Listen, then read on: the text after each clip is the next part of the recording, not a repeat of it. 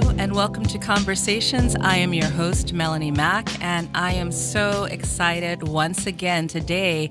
I have the incomparable Naima Keith in studio with me today with her lovely mother, Dr. Joy Simmons.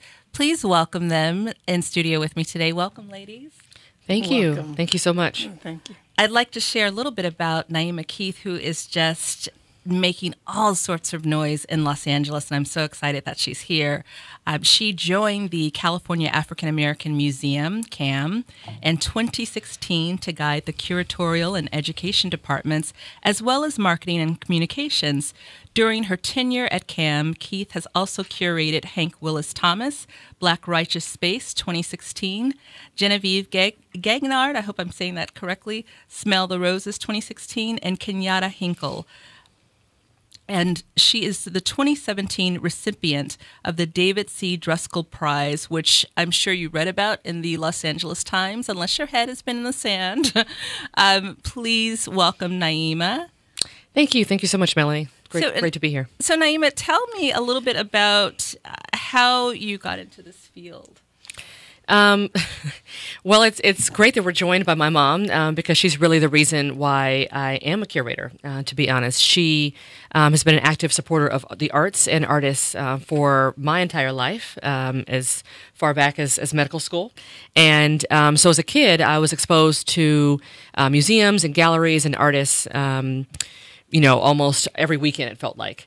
And so, as a kid, I didn't quite realize, how it would kind of seep in, when I was visiting, museums. Yes. But it wasn't until I went to Spelman that I took taking an art history course as part of the curriculum that I realized that I also shared the love of art history along with my mom. And so I majored in art history at Spelman and then came back to Los Angeles to go to UCLA for a master's in art history.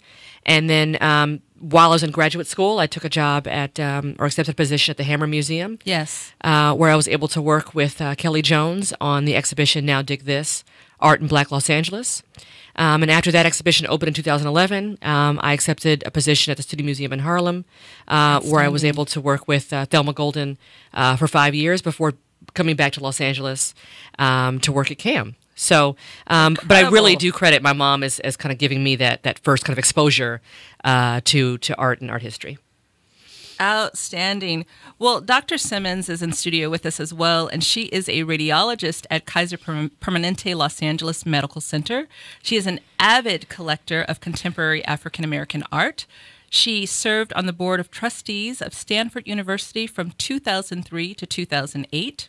Chair of the Haas Center for Public Service National Advisory Board at Stanford and the Stanford Alumni Association Board.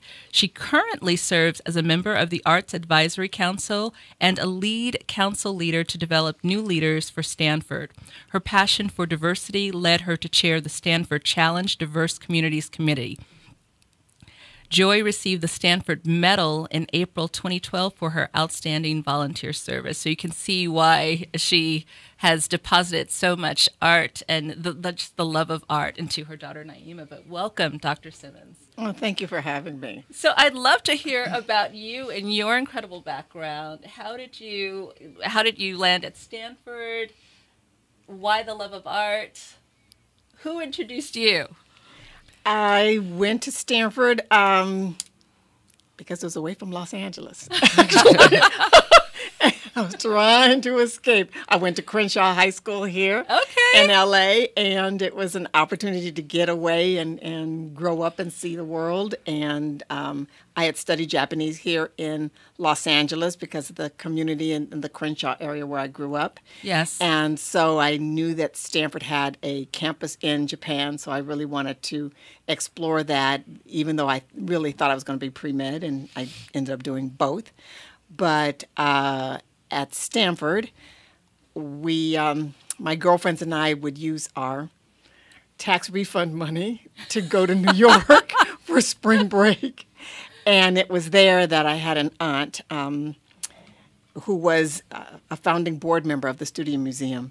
And she was a collector, Incredible. and she was the one that really taught me about developing my eye, going to museums, meeting artists, having soirees where artists and people would get together. It was really a pretty fabulous experience growing up as I guess, a college student, watching all of that. And so when I came back to Los Angeles to go to medical school, I was able to finally purchase my first piece of real art. Everything else had been posters, but that was okay because I was in college, and that was okay.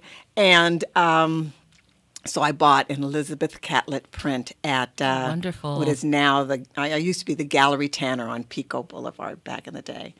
And I was also very fortunate while at Crenshaw, I had an art teacher, Alonzo Davis, who, along with his brother Dale Davis, had the Brockman Gallery in Leimert Park. Okay. And they were really the hub of showing work by Black artists here in Los Angeles in the 70s. And so that really gave me an opportunity to really explore what was happening in Los Angeles when I came back. So that's how I got into it, and the passion kept going and growing, and I dragged my kids everywhere I went. It was a new adventure. So well, Naima privately and publicly credits you for her love of art and just her passion for art. And I've had the privilege and pleasure to attend one of your daughter's events. Naima, I went to the, I think I talked to you about it because she launched Activism Now with Cam, and I think I went to the launch with David Banner. Yes. And it was on fire. I've never seen a museum, particularly Cam. It's just, you've brought this new life into that place, and everyone in the city is talking about it. Well, Cam has had such an important, history here in Los Angeles. It's one of the few museums on the West Coast to, dedicate itself to showing African-American artists in history. And I really just want to continue that kind of trailblazing work that the museum has been doing. But I think, because of our current political climate, that people are looking for a space to kind of come together and talk about issues that are kind of central to our community.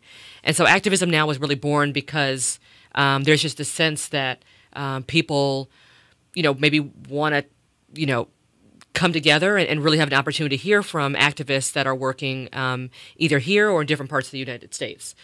David Banner was the kickoff because, after Trump's election, he was a part of an interview, and a quote from that interview went viral. And the quote, basically for, just to kind of ad-lib for right now, but basically was like, Trump was the best thing to happen to Black people in a long time. And obviously people were in uproar because of that, that comment, because they didn't really see the benefit of, and, I didn't either, obviously, the benefit of Trump's presidency. But the idea, if you listen to the kind of interview in its totality, was that, that hopefully it'll wake people up to the importance of voting, the importance of the local elections, the importance of what we can be doing in our own communities to kind of take more ownership of what's happening in our communities. And so, we want to kind of kick off the series with him because we realized that he was this, I don't want to say controversial, but this a figure that was going to get people talking and really kind of thinking about how activism operating in different parts of the country. So I'm so glad you were able to join us, Melanie, for that event. Yes. It was about 1,000 people there, packed. I think I was in the second row, and it was packed. And I love that David Banner walked around, he shook everyone's hand. You gave an incredible opening, and it was just, there was so much love in the space, and really standing room only. I mean, it was packed. No, we had no idea. Well, David hasn't come out with he hasn't necessarily had the kind of national hit in a long time. Sure. Someone who went to Spelman, I was very familiar with him in college, but he hasn't necessarily had kind of the kind of national billboard, hit in a while. So we were actually kind of not worried per se, but we just didn't know, I guess, what the reception was going to be here in LA. Okay. And to kind of see there were so many people that came out for the talk, just kind of showed us that we were heading in the right direction with this series. So it was great to kind of have David, and he's been such a supporter of Cam ever since. It was his first time to the museum, and he's and he's been sporting our T-shirt like ever since. So you can see him on Instagram sporting the Cam T-shirt after our visit. So he's now a friend of the museum. So outstanding. So, do I call you Dr. Simmons? Do I call you Joy? Joy, that's fine. So I'm going back, and you guys look like sisters, by the way. I tell people that now.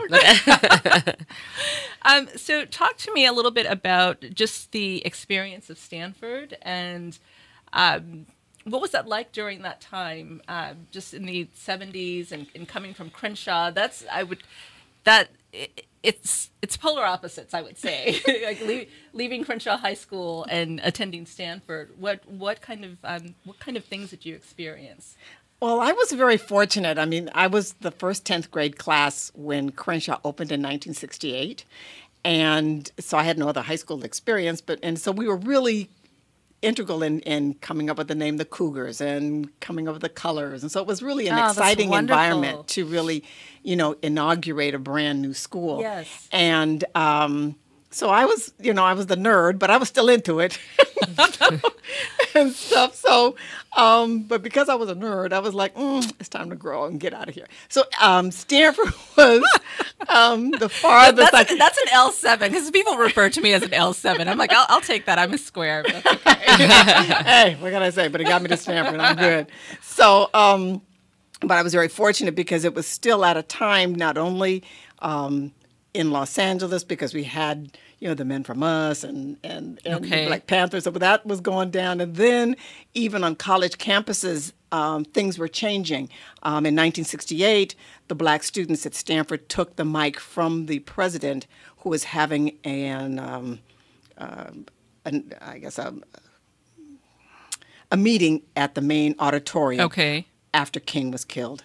The students took the mic with their 10 demands, one of them being that there were going to be increased number of Black, Latino, Asian students at Stanford, and having the living arrangements, an ethnic theme dorm, if you will. So my class was the first class to experience where 30 of the 90 students that lived in a dorm were Black. And luckily, as would have it at that time with affirmative action and all the other things that were happening, of the people who came from Los Angeles, I was from Crenshaw, Locke, Fremont, Washington.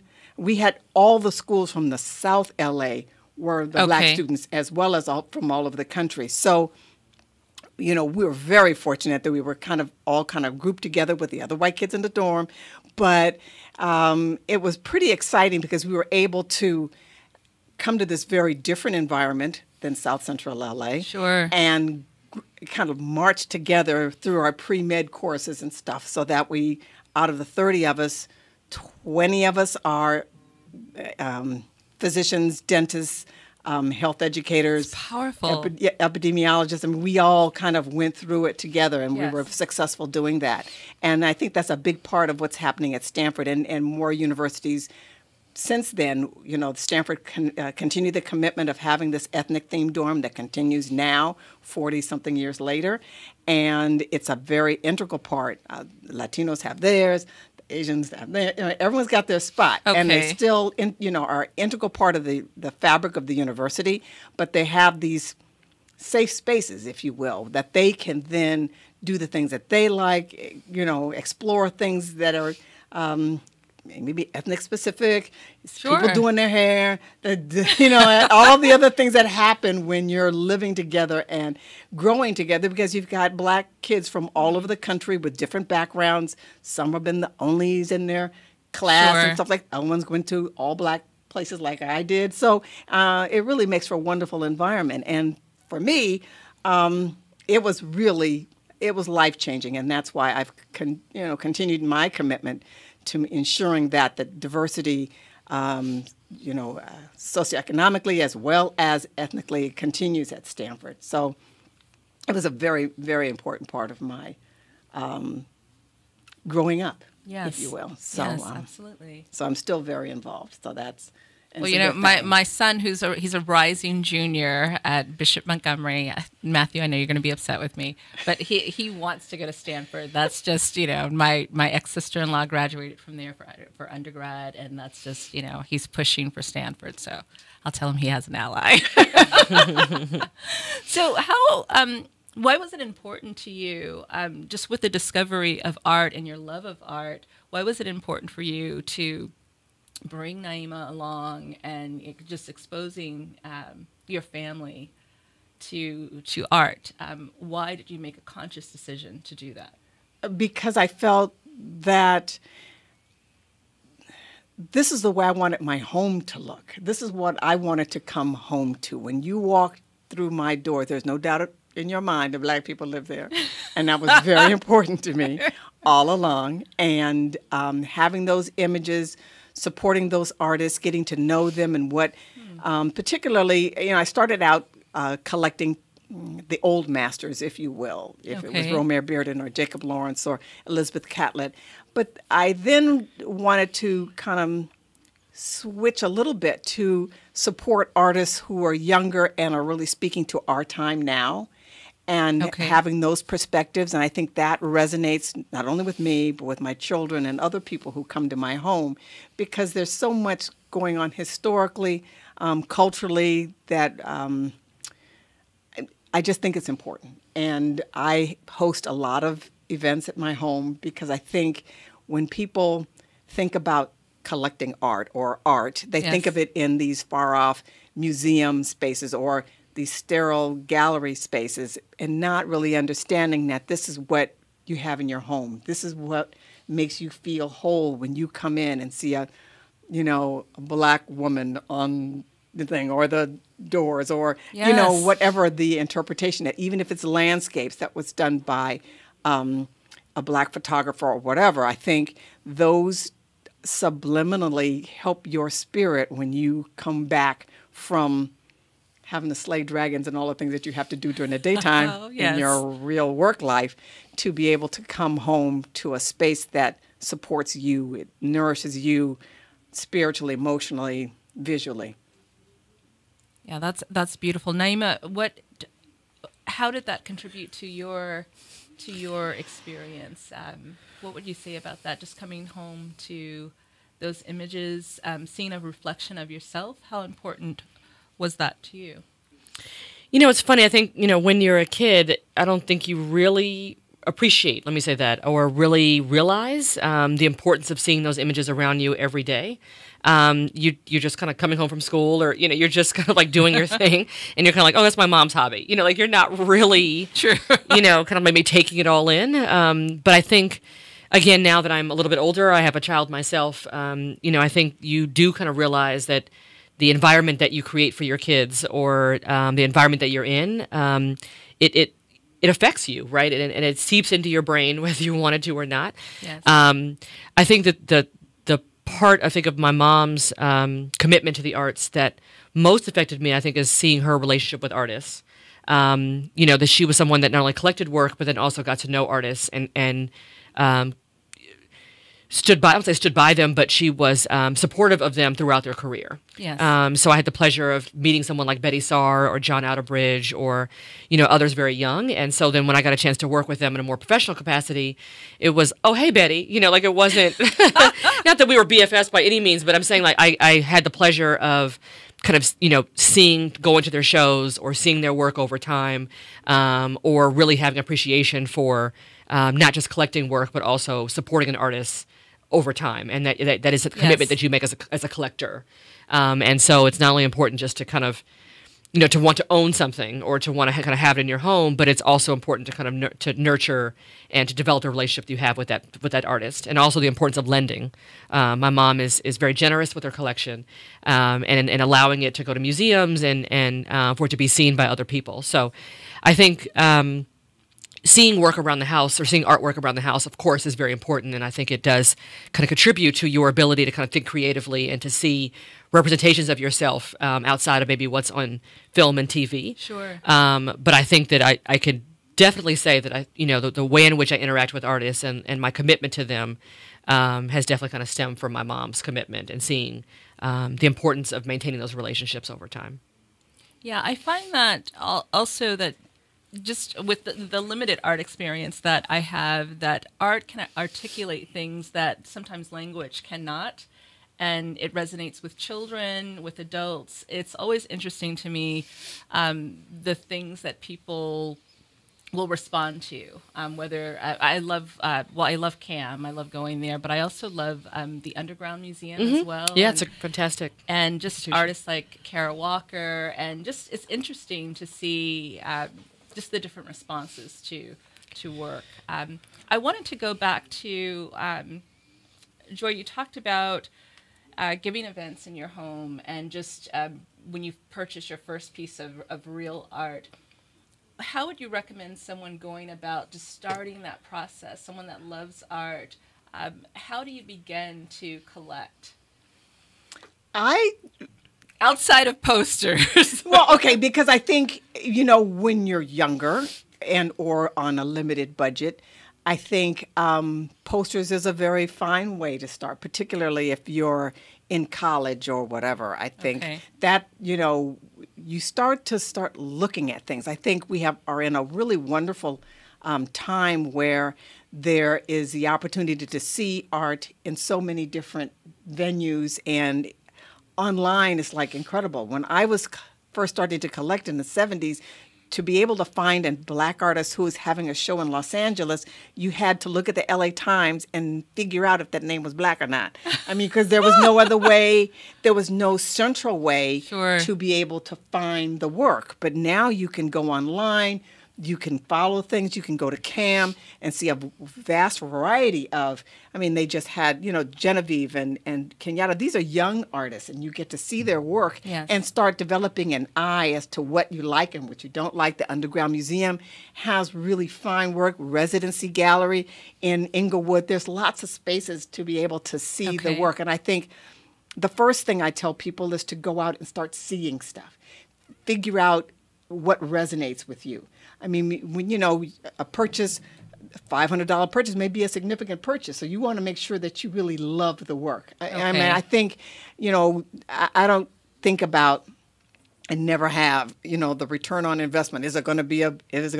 You never know if it's going to be a hit. You got all I wanted was for my home to represent me, and when I chose a piece of art, it's because I like that particular piece, and it's in my home in a certain space in a different way because that's my vision. And so I think people first need to really start seeing things. I think once you start looking and figuring out what resonates with you, then you'll be able to say, okay, well, this is in my budget or this is not in my budget. I'd like to do this or that, and purchase a piece. But I think you have to get out there and start looking first. And I think there's just so many opportunities to see work now. It's just pretty incredible. There's art fairs. There's all kinds of stuff. Yes, yes. How important is travel to that piece as well?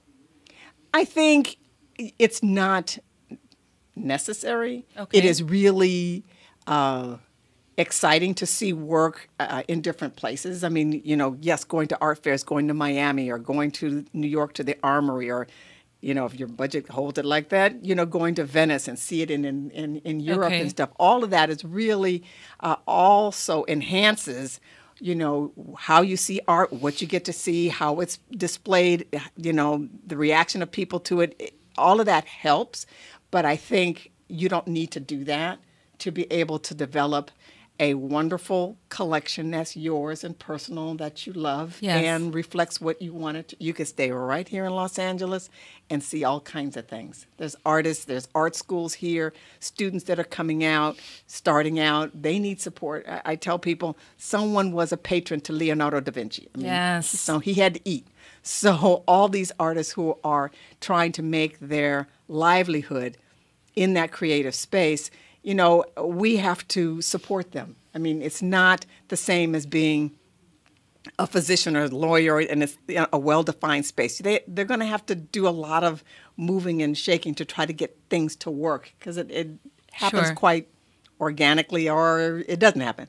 But I think getting support by people who appreciate what they're trying to do and what they're trying to say, that's what a patron does. And that's what I'm trying to get people to understand. It's supporting the artist and what they're trying to do and how that reflects our time and space, I think is important. So that's a long way to say, get out there, see the work, see what resonates with you, see what fits into your budget, and see if that can be an acquisition.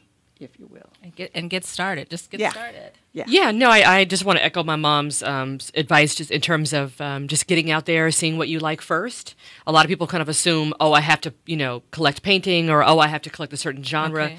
But you never know until you kind of develop your own sense of, okay, I've seen a number of photography exhibitions.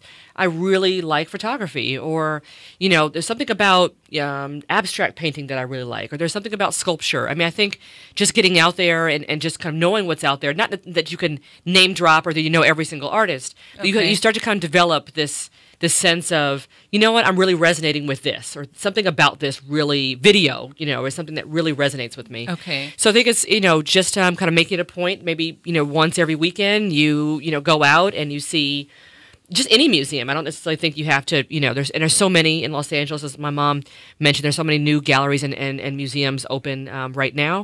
So just kind of making it a point that you're going to go maybe once a weekend, check out the show, see what you like and what you don't like, maybe take notes of an artist that there's something about this artist that I really like.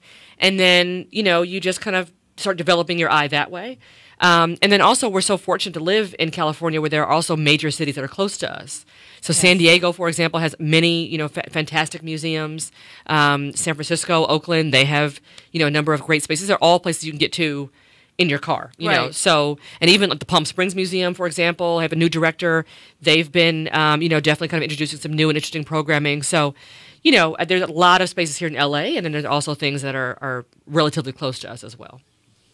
Outstanding. This is great information. I wanted to ask you, Naima, when coming on board with CAM, what has been your vision, or what was your vision just in seeing just a blank space?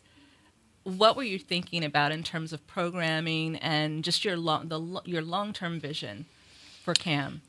That's a good question. I think when I joined the staff, my first question was like, why don't more people know about this gym here in the city? I was trying to think, why is this not on people's radars? Why don't more people think about CAM when they're thinking about visiting museums in the city?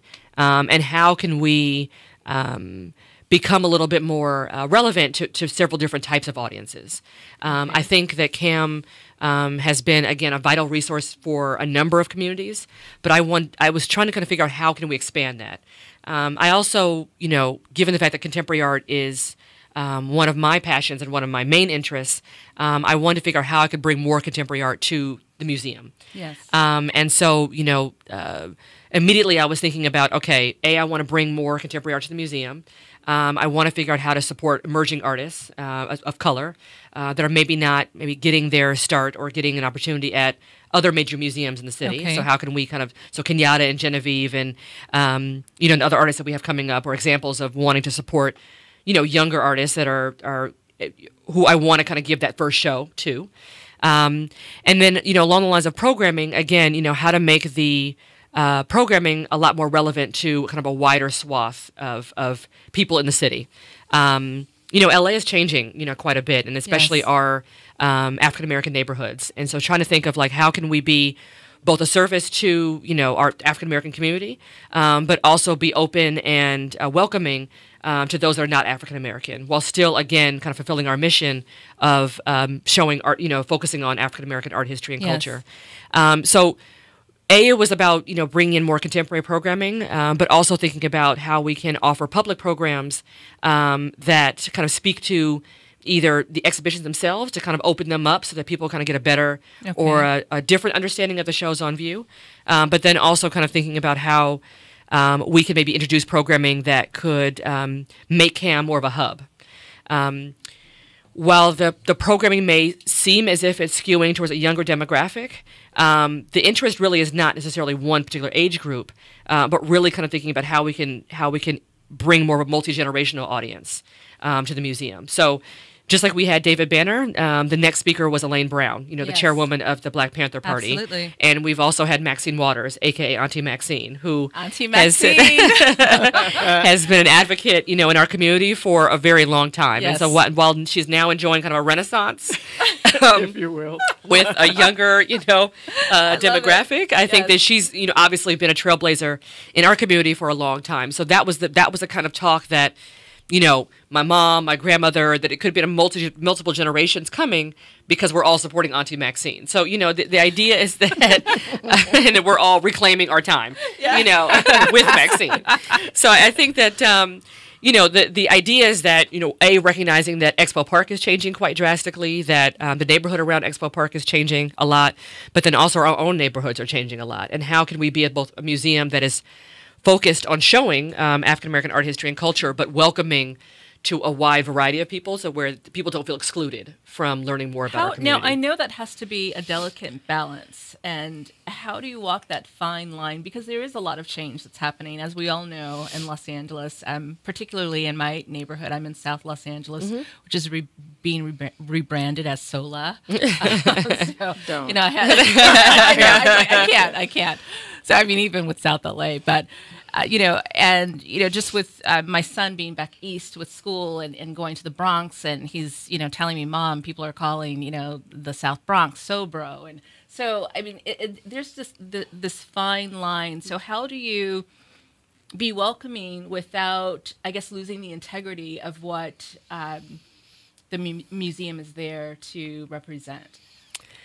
Well, I think that, one of the great things I think about CAM is that it was founded with a very strong mission, and that mission being that, the museum is always going to show and be committed to showing African-American art, history, and culture by and with emphasis on African-Americans.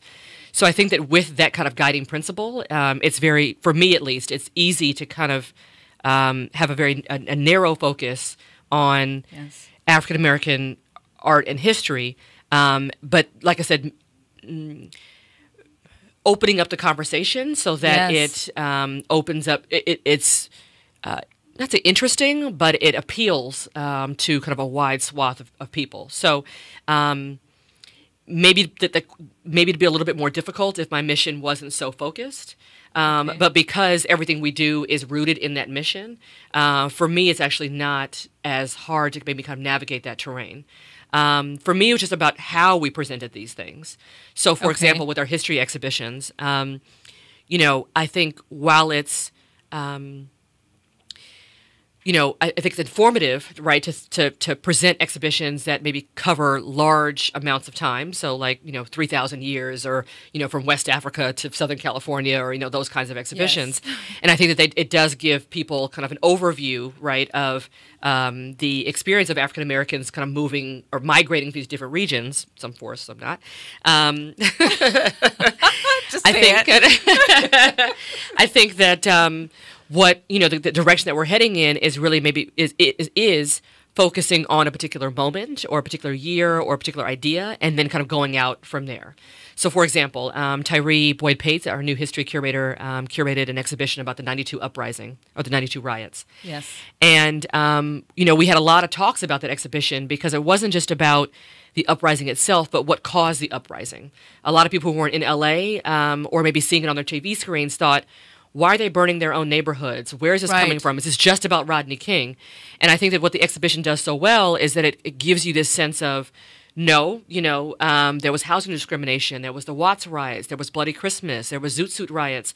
There were all these events that kind of led up to the uprising, which caused the tension that resulted in the 92 riots. So I think that what we're trying to do is, like, especially with our history exhibitions, is place these significant historical moments in a context that I think is really resonating with our audiences because they understand why these things are happening, rather than just seeing as kind of isolated events.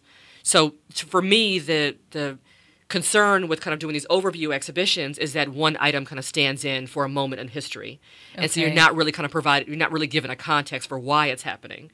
So if we do history exhibitions that are, like I said, focused on, for example, I'm really pushing Tyree to do an exhibition about Compton, for example, because I'm just fascinated with the history of Compton and the idea that it used to be farm country, that the Bush family actually used to own farmland in Compton. And, now I think people's viewpoints of Compton is more of, NWA and just has a different version of Compton than maybe how it originally started. And so I'm just really kind of amazed by the evolution of that particular city.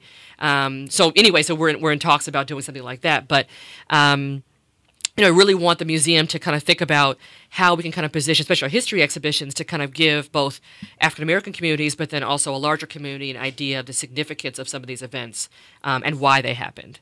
So, in terms of the vision for the museum, it's, like I said, doing more, kind of contemporary exhibitions, as well as, historical shows that celebrate underknown, artists, doing history exhibitions that are a lot more, that are very in-depth and well-researched, that the museum had been doing in the past, but again, maybe focusing on a particular moment or a year or a particular idea, and then kind of spreading out from there. Okay.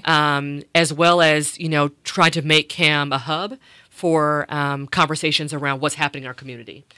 So, like I said, we have the Activism Now series, right. But we've also been in talks about, doing something about around self-care, around radical, Black radical self-care.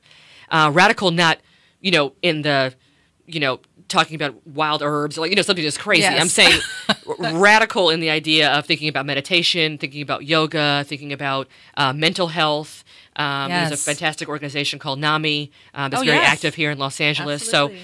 So, we're thinking about, moving, not retiring activism now, but just kind of thinking about how we can kind of keep evolving and addressing issues that are prevalent in our community that I think people really want to talk about, but maybe don't really have the space to do it. So, really kind of thinking about how CAM could be both an opportunity for people to see things, but then also to come together as a community and discuss some of these issues.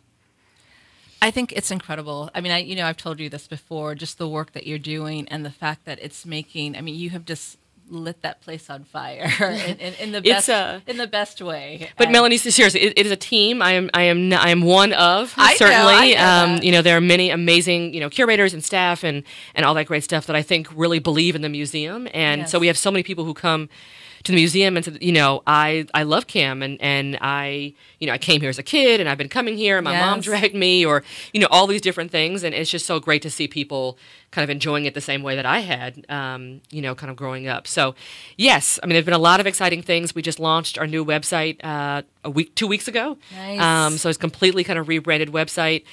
We also went through a rebranding, so, a new logo just to kind of signal that we're heading in this new direction. We also painted the building just to kind of like literally come out of the shadow, if you will, and shine. So it's quite bright. You will not miss us. It's a marigold color on the Figueroa side. I was just spying the other day. And then we really, really ramped up our social media presence. Okay. We were a little bit more quiet on social media a couple years ago, and I think that I've definitely kind of committed the museum to posting a lot more, to doing a lot more online videos, just to kind of give people a sense of behind the scenes, but then also a lot more about what's happening at the museum. So you'll definitely see a lot more of us on Facebook and Instagram and Twitter and all that great stuff. It's all good. So I have to ask, how much does Mom inform some of your choices, and what do you think about your daughter's work? And I know that she's a team. She's quick to say that, but how? I know that you're proud looking at the things that she's creating, and it's I don't want to. I hate the word buzz because it's more than buzz. It's being created, but it's really uplifting the community and educating the community, and just all of the things that Naima just mentioned about just giving a space and platform for people to have, the community to have some difficult discussions. So how do you feel about this? I am thrilled. I've been involved with CAM for a long time, and to see its evolution, to see its growth, and really this new growth spurt. There have been people who have committed and supported CAM for a long time, but it did not have the energy to be able to have the presence in Los Angeles that it needed to have.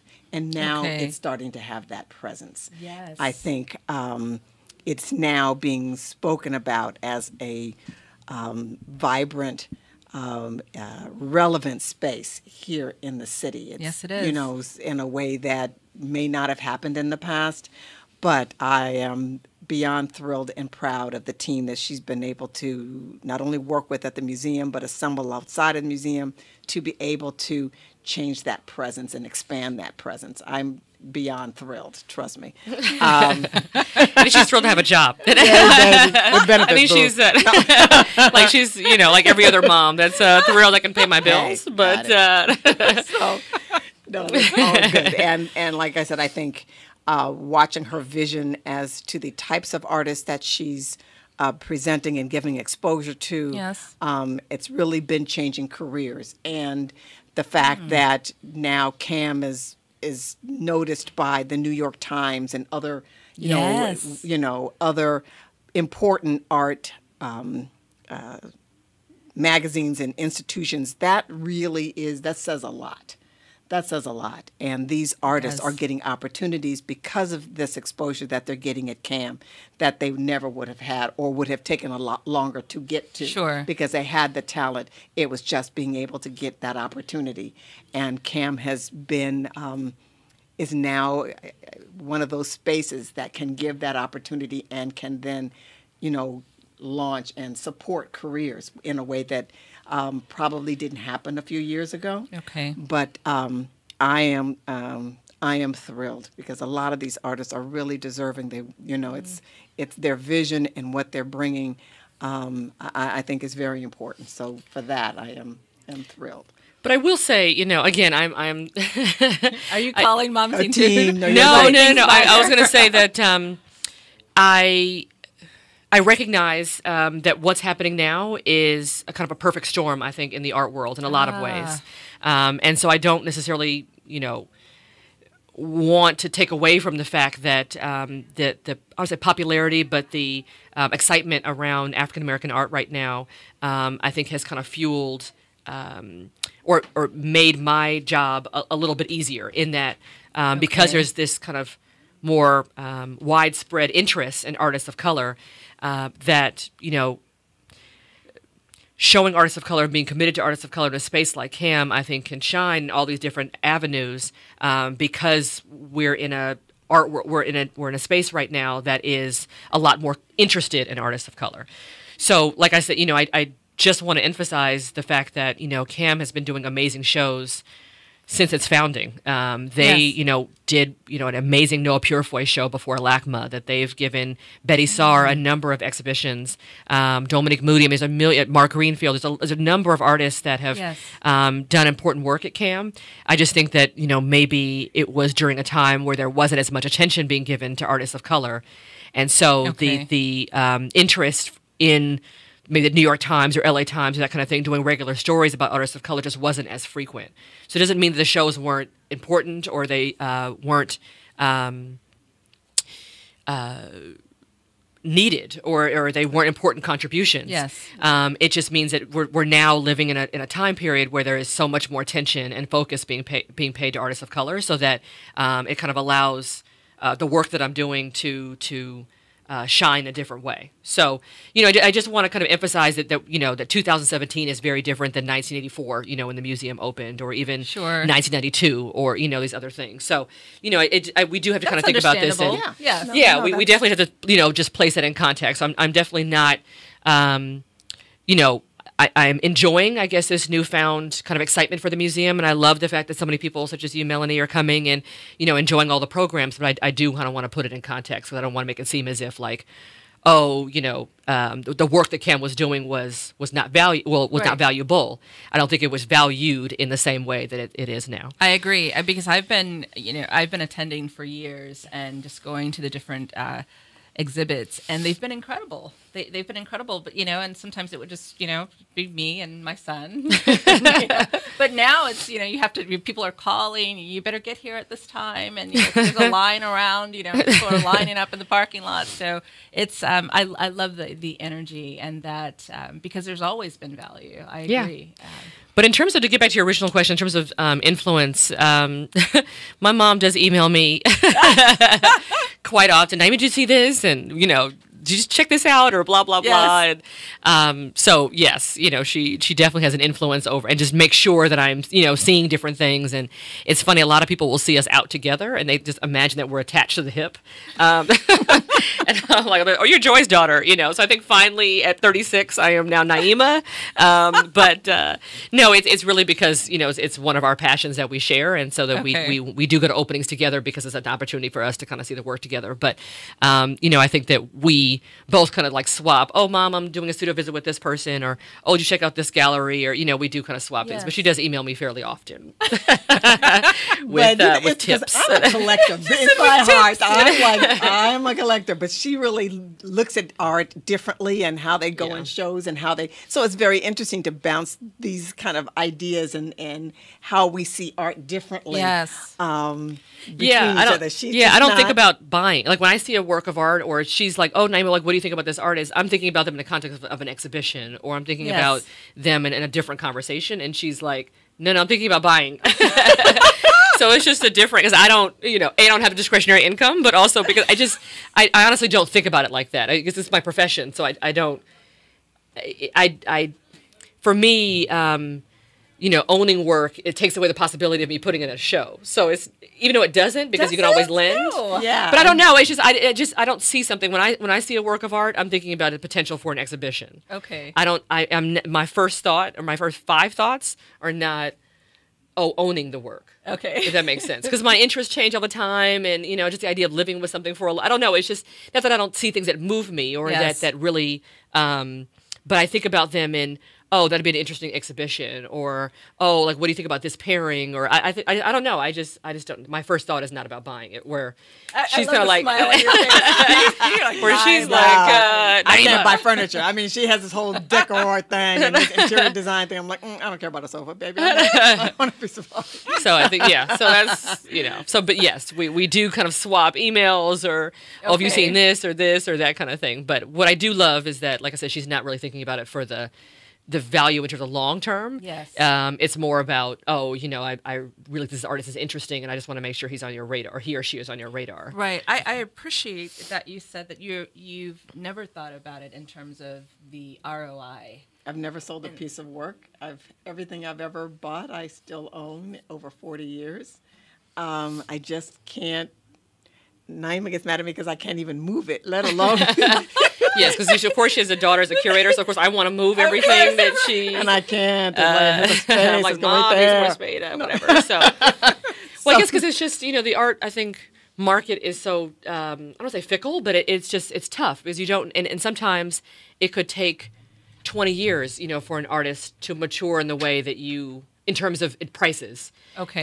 In terms of the way that you think is significant. So it's really hard, and there's so many factors that go into it, that to be able to say with certainty that this artist is going to become the next, you know, Kara Walker, is just really impossible. Yes, you could recognize talent, and you could recognize, oh my God, they really have something special, but, you know, where they end up in the market, or, you know, where it goes from there, it really is impossible. So you have to just kind of go with what you love, because otherwise it'll be kind of a fruitless, I think, venture. And especially when you try to support younger artists. Yes. I mean, I think those are the artists who really need the support. They, you know, someone to believe in them, someone to buy a piece that then allows them to either buy new materials, eat, pay rent, whatever. I mean, all those kinds of things go into it, and they change. I mean, there's an artist, what's her name?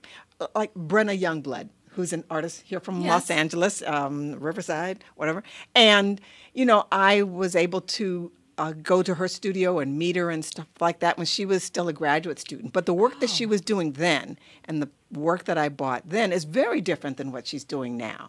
And to see that progression and to be a part of that, you know, growth, if you will. Yes. You just never know. But that's the part that, you know, that's the fun part. I believed in her and wanted to, you know, support her, and, you know, she's doing big things now, but it's just very different than what I bought a long time ago. Yes. So I think that's why I just never think of it that way, particularly when you're buying younger artists, because they're growing, they're figuring things out, they're experimenting with things, and they just want the opportunity to have the support to be able to figure out the next thing. Sure. And if someone doesn't do that, they go to get another job, and they don't put it back into their work. And I think that's something that's lost, particularly when there are so many of us who may have the disposable income, however much that is, to be supportive of younger artists and to be able to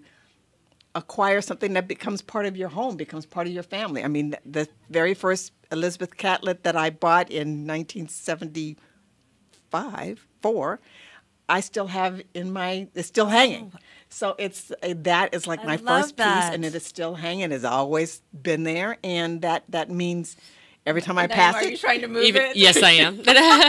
Not like, just again, because when as a curator, I think about things. Oh, this could deserve a little space, or because she's like, it's just gonna not smash, but have them kind of snugly. I want to see all my stuff. I want to see them. See, I'm like, you could just rotate, and you could think about different themes, but again, that's what I do every day. That's why you're the deputy director. Think about things thematically. I just can't help it. So. Well, I'm so thankful that you guys came and and just shared this time with me today, just to have a conversation about art and your love of art and what you do. How can our audience members find you, Naima?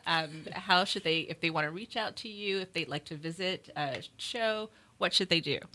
So they should first go to our website, cammuseum.org, so www.caamuseum.org. Okay. I'm there pretty much 5 days a week. No, but no, please stop by anytime. Our website lists not only our kind of operating hours, but also the events that are coming up.